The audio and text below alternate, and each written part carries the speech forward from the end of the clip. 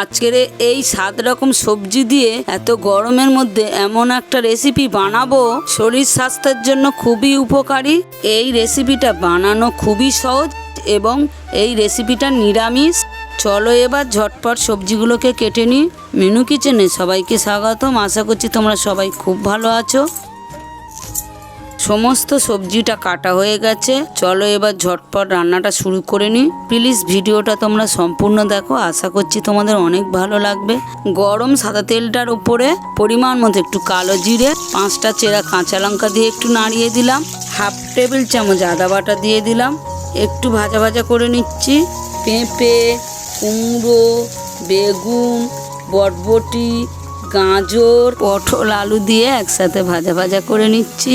এই 7 সবজির রেসিপিটা তোমরা নিরামিষের দিনগুলোতে একবার বাড়িতে বানিয়ে দেখো, যে একবার খাবে সে দ্বিতীয়বার চেয়ে খাবে। হাফ টেবিল চামচ নুন, হাফ টেবিল চামচ হলুদ গুঁড়ো দিয়ে একসাথে করে ভালো করে কষিয়ে নিচ্ছি। তোমাদেরকে একটাই রিকোয়েস্ট করব, আমি কিন্তু ঘর সংসার সামলিয়ে প্রতিদিন তোমাদের জন্য নতুন নতুন রেসিপি নিয়ে আসার চেষ্টা করছি। প্লিজ তোমরা আমার পাশে থেকো।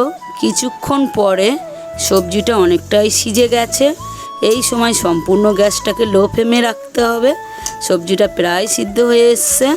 একটু ভালো করে নাড়িয়ে দিচ্ছি। হাফ টেবিল চামচ সবজি মশলা দিয়ে দিলাম, দিয়ে কিছুক্ষণ কষিয়ে নিলাম।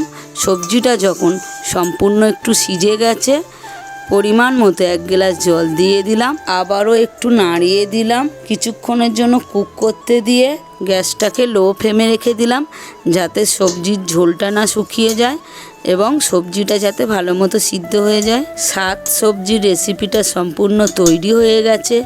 আজকের রেসিপিটা তোমাদের কেমন লাগলো অবশ্যই লাইক কমেন্টের মাধ্যমে জানাবে। পরের দিন আবার নতুন রেসিপিতে দেখা হচ্ছে। তোমরা সবাই ভালো থেকো, সুস্থ থেকো।